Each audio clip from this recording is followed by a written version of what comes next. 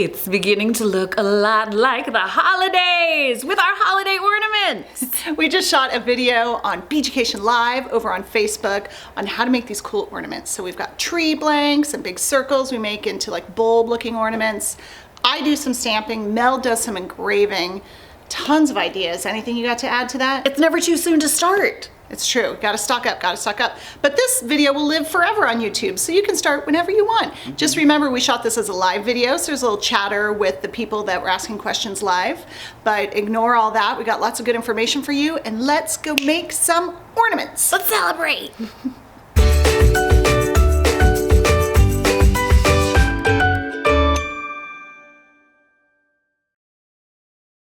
Welcome to Beaducation Live here on Facebook. I'm Lisa Niven Kelly. I'm the owner of Beaducation, and this here is Mel McCabe. I'm product manager here at Beaducation, and do you guys know what?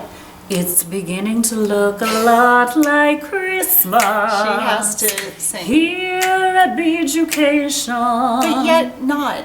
No. It's like 90 degrees yesterday and we're still in October, but you do need to prep for Christmas. You do. So maybe that involves playing some Christmas music.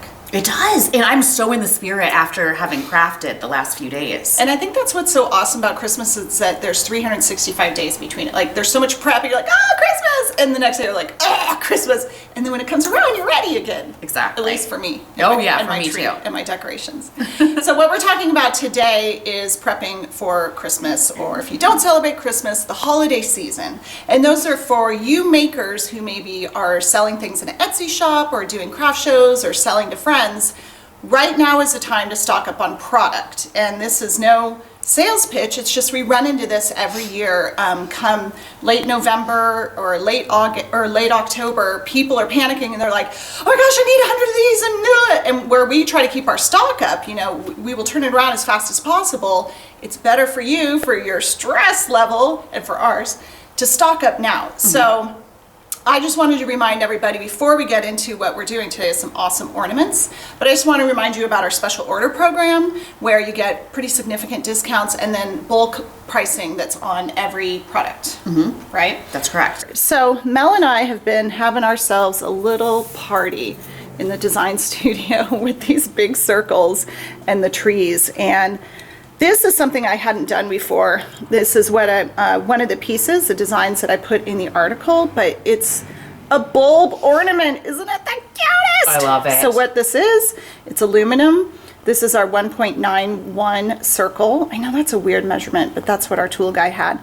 And then this is one of our rounded edge squares. I think this one's 11 millimeter. Oh, I didn't know that's what you used. I love that. Yeah, but I think on the brass and copper, it's a little bit bigger. But if you go to this design idea, and Angela will throw a link up there and you'll see a link to those. And what I did for this one is I just started looking at pictures of ornaments. I'm not really good at drawing, so I couldn't, like, Taryn would bust something out like this without even thinking about it. I needed a little inspiration. So I Googled Christmas ornaments and started looking at drawings or actual ornaments, and it gave me the inspiration for this one here. Let me try to get the glare from, you know, where it sort of looks like, oh, that might be coming around the outside if this was actually round. It looks more 3D. I love that. So I riveted it on, and actually today, after Mel shows you some engraving, I'm going to add the second rivet. I just wanted to show you that. So I've already got one of the rivets here on my right, and you can see those lined up holes right there. And then back here, I just did a little washer. I love that. Cute, right? That's my favorite thing is that you can personalize these with that. So like folks will remember if you gave that to someone like 5 years later, Lisa made that. Yeah, totally. I could put the date on here. So obviously I stamped this down here. I stamped this up here, and this was, I put those there to sort of look like the prong things that sit on the top of a bulb. Oh, it does. I'm not sure if I quite achieved the look I was going for, but it's pretty cute.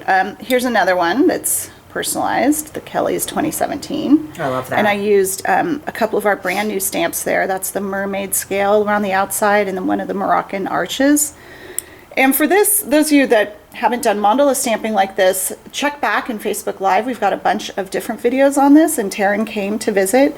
This is, we talk about it a lot in our new book as well. But for this, in case you're wondering, I started on the outside and then built in. And if all goes well, you end up with like a perfect circle in the middle. That's awesome. But I used the tree on this one. Let me zoom in a little bit. I used one of the is it sparrows or swallows, those little birds, these guys? I think they're swallows, but I'm not sure. I love the actual trees that you did too. Yeah, it's cool. So the swallows just scream Christmas to me, and I've used them a couple times, like in this guy here. I love that. What's fun about this one is I used the ones that go 2 different directions. So these are flying that way, these are flying that way, that way, that way. That's cute. As opposed to, where's the other one? I think it's just one direction. One direction, like Harry Styles. Yes. Yeah, those are all going one direction. So this is a piece that's actually in the article in the magazine. And I've stamped this, and then those flat back crystals, I just glued them on. I didn't use a crystal setter. And the crystal setter, what that is, if you guys don't know, I think I grabbed it. Is it here somewhere, Mel? I might have one. Hold on. I had it right here. Where'd it go? I don't know. It's here somewhere. But what it is just a round punch that when you stamp it, it puts a nice round kind of dent in the metal that holds it looks like this, and it holds the crystal just perfectly. Now, I use those especially for jewelry that's going to get wear and tear. I've made these sorts of ornaments for a couple of years now with just gluing the crystals on, and they stay just fine. The glue is great. And hanging on a tree, it's not going to take a beating. So don't feel like you have to put a divot in there for this type of thing. Now, what I wanted to point out about this is the piece that I just got back yesterday from Kalmbach, and it has oxidized in a really odd way because it's been shipped back and forth. I took a pro polish pad to it right there, but the problem is pro polish padding, is that a word? This thing, I'm going to still have this dark shadow around the crystals, so maybe I would throw this in the tumbler. The crystals might pop off. Maybe I would throw it in the dip, but I don't want the dip to take it out of the grooves of the stamping. So really this is an application for coating it, and maybe a spray coat. We talked about that a couple weeks ago on Facebook Live. If you needed a little reminder on that, the different products we used, honestly, I would probably spray coat it and then glue the crystals on, because you don't want the coating over the crystals and maybe taking away a little of the shine. But I'm going to have to figure out a way to shine this up because it looks kind of gunky. And then Crystal ironically said, what type of glue do you use on the crystals? We use hypo cement. I mean, you can use any super strong. What we like about this is it has a little... It's so hard to get the thing back in afterwards, but it's got a little hypodermic needle. Look at the glue has come out. And I'm going to show you some tricks with that on how to... We need a little tissue to wipe that off. Oh, yeah. On how to keep your glue nice and clean when you spit the glue out. Spit the glue out. That was interesting. There we go. All right. Any other questions, guys, before I let Mel show you some engraving? What type of glue? We got it. You can also use E6000 or like a 2-part epoxy, anything super strong like that. I've used that too. It's just it takes a little bit longer. I mean, like a 2-part. But yeah, that works too. You need a really good glue because you can't put much, otherwise it oozes out from under the crystals. Right. So you need something that's going to make an excellent contact. Claudia, did you see any questions come up? No. Okay, awesome. So what we're going to do now is we're going to move this one forward. And Mel is going to talk to you about some that she made with the engraver. Let me zoom out a little bit for you, Mel. There we go. First, I got to show you guys the one I stamped because I do love, I think one of my favorite things about the tree blank is you could use so many of your stamps. I mean, I used the fish because, I mean, people have fish ornaments, the bird, a little owl, a little diamond, and I love being able to put like your family members' names. I did this for a few friends last year where I put their kids and the grandparents, and they just love it so much because it's like, where are you going to find an ornament that has all little names on there? And I just think it's a neat way to be able to use lots of different stamps. This was my favorite. It's the fletched heart that I think makes it look like a little trunk at the bottom. Yeah, Isn't that looks cute? awesome. So that one was with stamping, and then I'll show you engraving. I do think the engraver lends itself so perfectly to these, and the aluminum, I mean, it goes in great for the copper and brass too, but the aluminum was like butter. It was really fun. Here I did little dots and then actually glued in the crystals and then had them kind of radiate with with how they're kind of like shining like that, which I thought was kind of fun. Here I did one that's kind of like a Charlie Brown Christmas tree, and there's my dad's name. I love Frank, because we love he's an ornament collector over the years.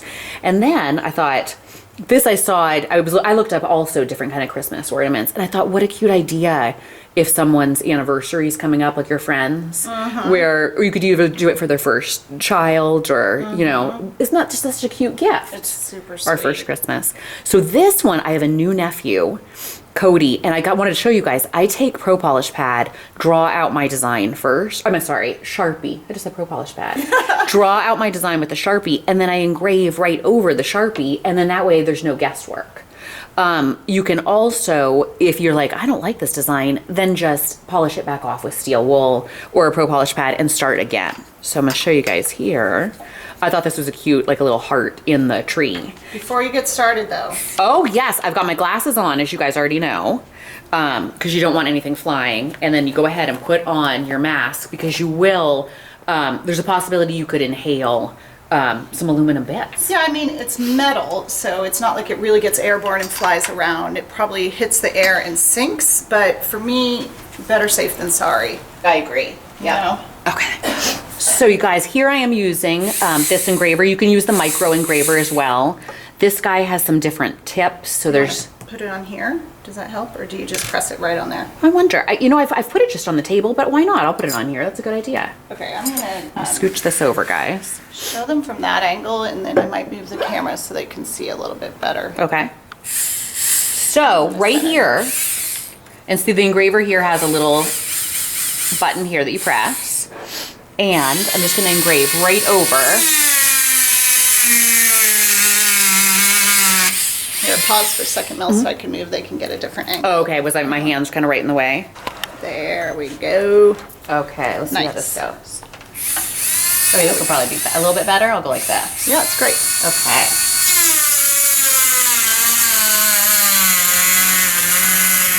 And you kind of want to hold with your one hand, because the engraver will have your piece kind of flying around if you don't.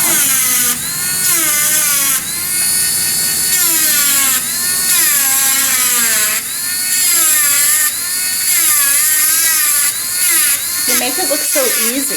You guys, it is so fun. I think the hardest part probably is figuring out what you want your design to be initially. The engraving part is just so fun.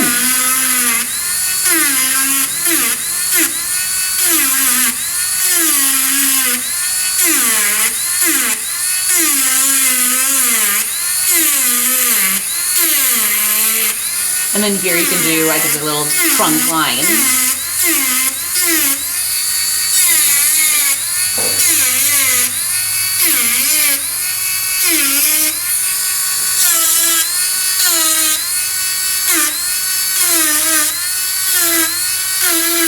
There you go. Let's see here if I can show you guys.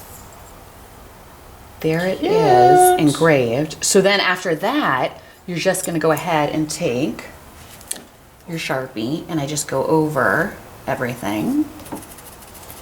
And then Put it down polish in the it. grooves. Yeah, right in the grooves.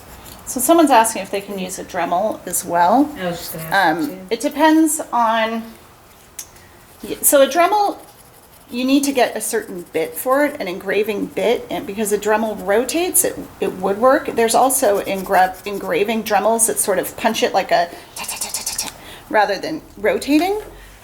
So if you can find the right bit, you, can probably use your Dremel.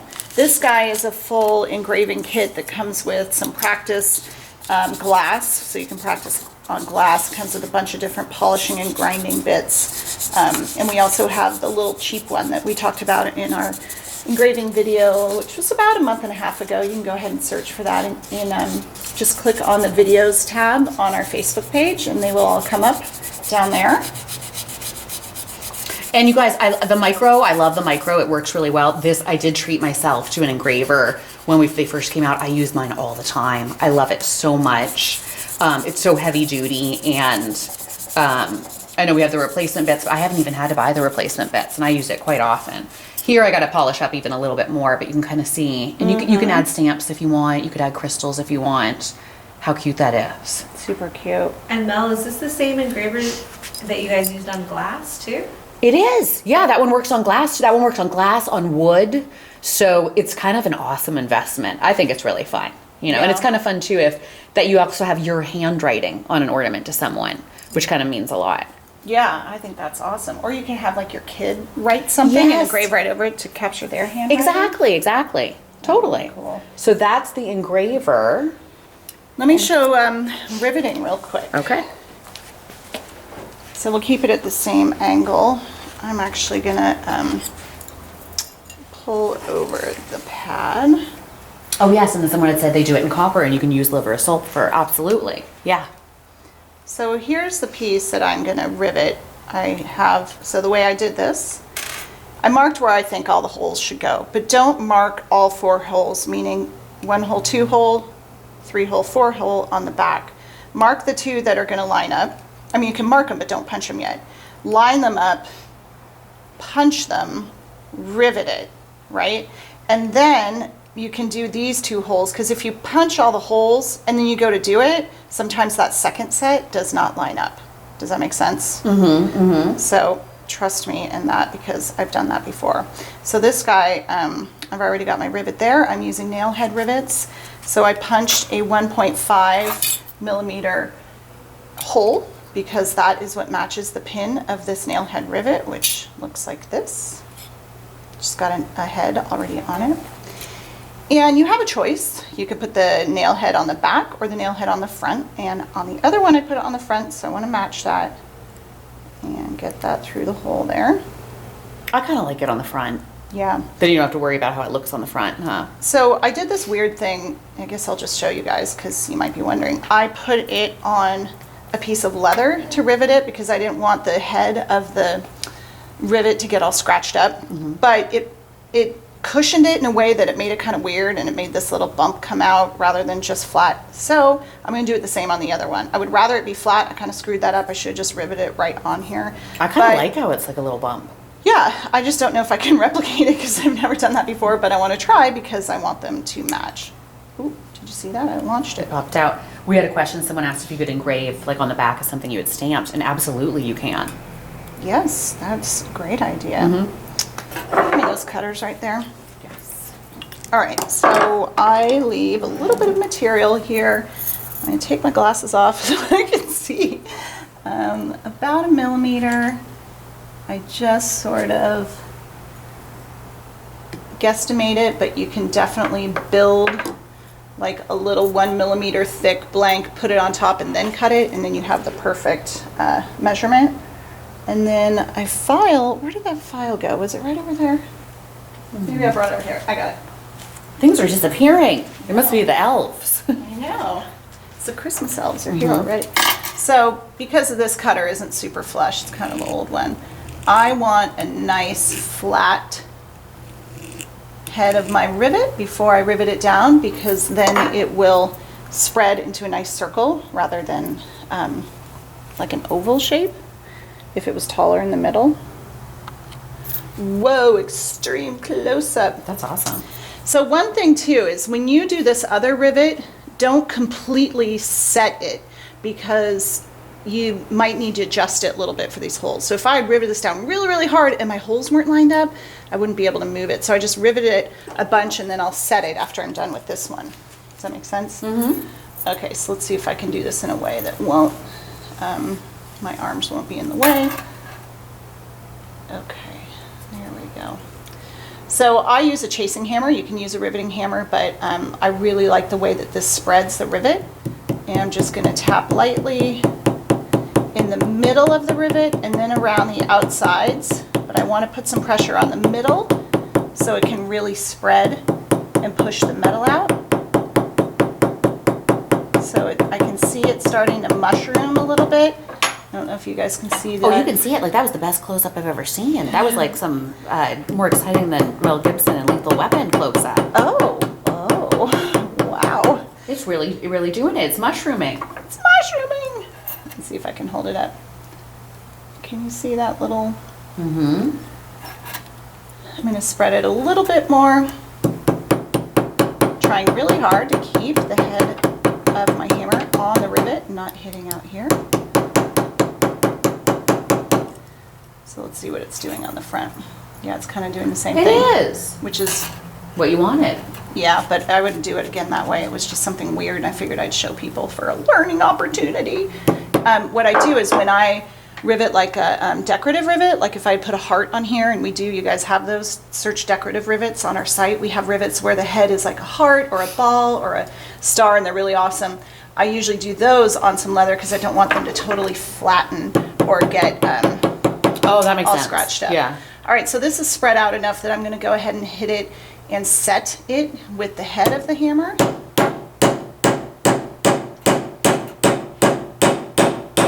I'll hit the other one as well. Let's see what it looks like on the front. Someone said they loved your purple sandbag, and I do too. Yeah. We have those on the site. They're so popular, so pretty. Lisa's wearing a skirt that matches it today. And purple Birkenstocks, which Mel told me I'm forbidden from showing you guys because they're so ugly. I know some of you guys like Birkenstocks. I'm not in that camp, sorry. Yeah, can you give me a thumbs up if you guys like Birkenstocks so we can prove to Mel that, you know, they're cute. The sandbag I Maybe love. not purple Birkenstocks, but, you know, I like to get crazy. Okay, so we've got that guy all riveted in place, right? So this is all set. And That's so it looks cool. nice on the back. Love it. And then someone had said, oh wow, you seem to need a lot of tools for doing this. And I gotta tell you guys, it's not true. Riveting, well, first of all, with the engraving, you just need the engraver. And we have a micro one, you know. And then with riveting, if you have a riveting hammer, and we have different grades of one, and a bench block and a hole punch, boom, you can rivet. You Yeah, know? riveting, you just need to be able to cut it, and you can use riveting hammer or chasing hammer. It's pretty awesome. So on this one, I built like a big hook. This basically, look up how to make ear wires and then That's so do cute. that, but ginorm. This is just, you know, so I can hang it on the Christmas tree or whatever. And I wanted to show you that here I use the aluminum rivet right there, and the back looks like that. I haven't cleaned the back off yet.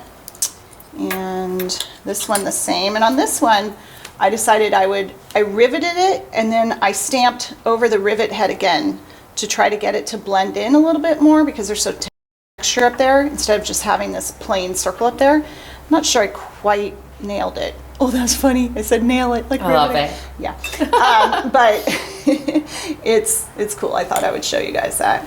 So any other questions come up while we've got the extreme close-up? We can show. You've got some gals who really love the Birkenstocks too. That's right. Do you want to see my purple Birkenstocks? You do, don't you guys? Oh, no. We'll show shoe camera in just a little bit. Okay. Whoa, wrong direction. Yeah, I didn't get these polished up as well as I'd like to polish them too. And if you want a matte finish, Yeah, you can for use a little sure. steel wool. That one I think is polished pretty nice. That one right there. Yeah. It looks good. Any questions you see, Claudia, that we can chat about?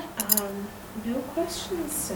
One person I know was saying they had how do you decide between engraving and stamping, like when you have your design, and totally that's personal choice. I also think that a lot of times it looks good with both. Like you can Oh, yeah. stamp and then also decide to maybe engrave.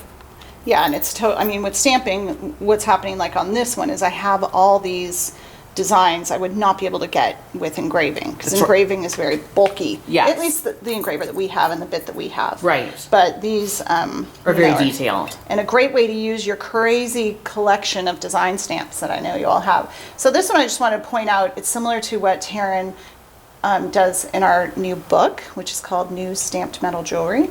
And it's mandala stamping, and what I did was I drew a circle edge here and a circle edge here, like I traced, you know, let's say I used this and traced around it, and this okay. and traced around it, and then I built from the outside in to get it looking that regular. Cool, and I did the same actually with this one. I took a really big circle, I think I may have taken this one and drawn a line, and then down there and drawn a line. And follow I think along. it's similar to there. I think Oh, I yeah. kind of screwed that up, so obviously I flipped it over and finished it here. And got this guy. Yeah, and then someone else asked about the glue again, but for adhering the crystals. But we use typo cement. It's nice because it has a little tip point. Oh, I wanted to show that. Will you hand me that tissue right there Yes. and the hypo cement? Yes. I think I got the glue off. So with the hypo cement, I've been using it a lot lately, and what you just want to make sure is when you open it up, it will start to kind of ooze out a little bit, and you can use the tip to place the glue wherever you want it to go, or you can squeeze out quite a bit and use a toothpick if you want. But what happens is it's going to continue, see how it's oozing out there? So make sure you have like a tissue on hand, wipe it off, and then put the piece back in.